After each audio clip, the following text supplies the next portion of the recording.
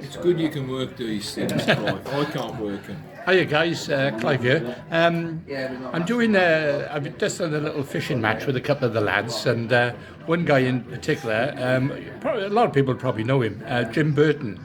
Now, Jim runs all these prostate cancer matches, and anyway, quite successful as well. We just had one this last weekend, which we happened to win. Well, actually, it was an NHS match. Oh, that was an NHS. Yeah, NHS match. Yeah. So tell me, Jim, you were telling me that you live not far from Bewdley, a place called Kings Norton in Birmingham. Kings Norton, okay, and you've lived there all your life, have you? Not quite. No? You know, on and off. Yeah. Yeah, I was brought up in Ladywood in Birmingham, back-to-back houses. Oh, right, okay. Toilet up the back entry. So when did you get into match fishing? And well, when I was a nipper, actually. Right. My dad used to take me fishing, Yeah, you know. yeah. As far as I can remember, back 5 years old, you know. Okay. Used to go fishing. And anyway, I fished for the Works team when I was apprentice, Thomas Haddon and Stokes, GKN. And we fished some quite big matches against Graham Wade's team. A lot of people know Graham. Okay. You know, against Graham Wade's team, and he used to win everything then. Did he really? Yeah, he was good. He was still a cantankerous bugger then, actually. Is he still around now, or what? Oh yeah, Graham's still around. Yeah, okay. And so where was that? That was all on the 7, was it? But a lot of it was on the 7. Yeah, okay. Believe it or not, we had 2 or 3 big matches at Ironbridge and further down Eckington as well on the Avon. So this was in the late 60s when I was apprentice and young, dark-headed and handsome. Anyway. So I know we were talking then. We were talking about you making fishing tackle boxes. Oh. What was the name of the company? Matchbox. Matchbox. That's right. Yeah, I remember them. Yeah. And they were. I thought you were quite big, weren't you, at one stage? Well, we were reasonable. What happened when I came back from New Zealand? Yeah. The story's going on a bit. I was an engineer, so I got a job at Rover for. Okay. I don't know, I think I was there 20 years, and anyway, I took my redundancy and I bought Matchbox off Clint Elliott. Oh, Clint Elliott, that's right. Now, Clint had been doing Matchbox for 9 years. Right, okay. But obviously, he got the job down at Whiteacres as you know, fisheries manager, and I bought the business. And you bought the business, okay, and then because I remember you used to make like legs, like octopus do. That's right. But, yeah. I mean, in the old days, they were 5/8, which is 16 mil. That's right. In the old days, but it was a learning curve for me to have my own business. But I was putting all what I'd learnt in engineering into the boxes as well. So what happened to the business? Right. Okay. Right, Matchbox, Boss, Kylie, and a few others were all made in the UK. Yeah. But then the bigger companies started making them abroad, and to be truthful, we couldn't compete on price. We couldn't compete on price. So, and as much as everybody, you know, we were trying to say, buy British, you know, money talk. So I was, to be truthful, in 2003, I'd had it for a couple of 3 years. I was about to knock it on the head, you know, just pack up. But I got a call off the Chinese Federation to go and help the Chinese national team to fish their first World Championship in 2003. You didn't know this, did you, Clive? No. And I went with a guy that you know well, Mickey Thill. Yeah, I know Mickey. Yeah. Well, he's passed away. So I went with Mick, and we travelled around China, and we coached the Chinese national team for their first World Championship. Did they ever fish it then? Twice. Did they? 2003. Where was it now? I think it was. I know that in 2004 they fished at Belgium. In 2003, I think it was Slovakia. No, did they do any good? No. Mine and Mick's coaching must have been crap. It must have been. Oh well, that's good news. So as I said, with your fishing anyway, coming back to your fishing, yes.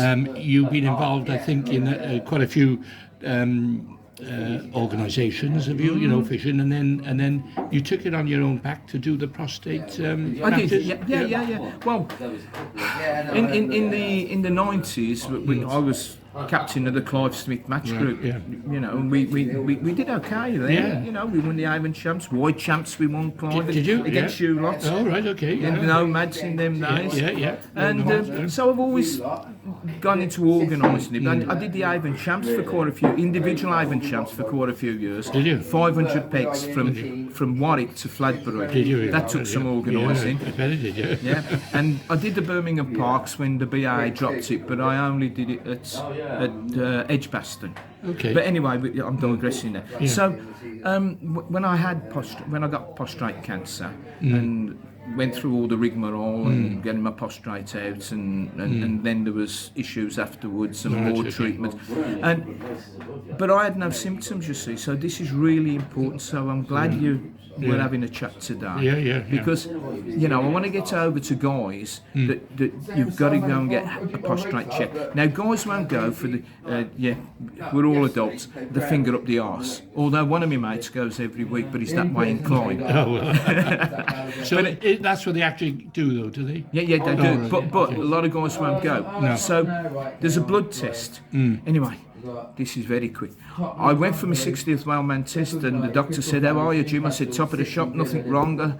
And we got chatting. I said, "I have a couple of jars." Cheers. And I got a toilet a bit of a night. He says, "I'm sending you for a blood test." Unbeknownst to me, it was a PSA blood test. Okay.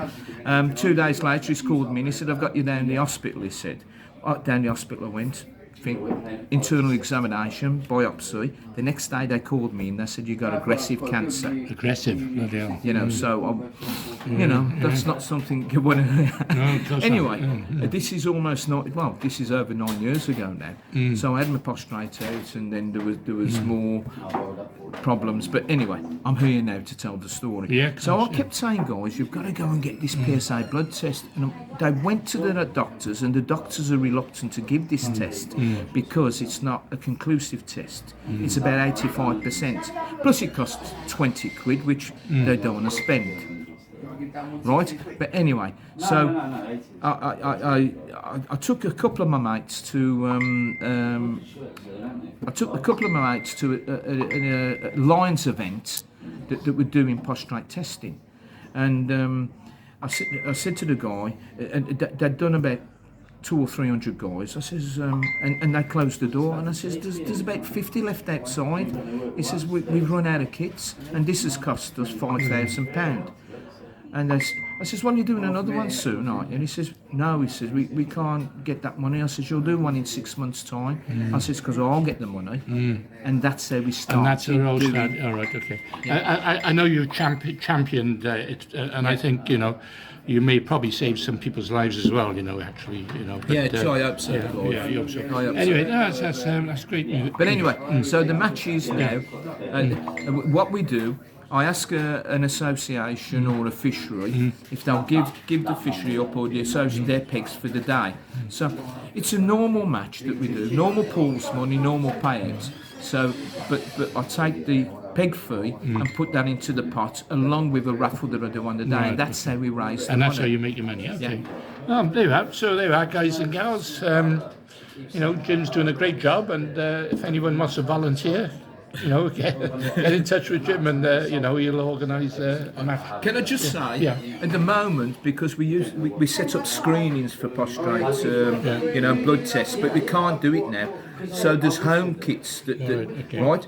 And there's 50% home kits. Look on my Facebook page, and there's a code there, and you can all get a home kit at 50% off. And just prick your fingers, send it away, and you've all got to get it done, because there's 1 in 7 of you going to get prostate cancer. I know you've mentioned this a few times. No, anyway, there you are, guys and gals. Anyway, cheers, guys. Cheers, mate. All the best.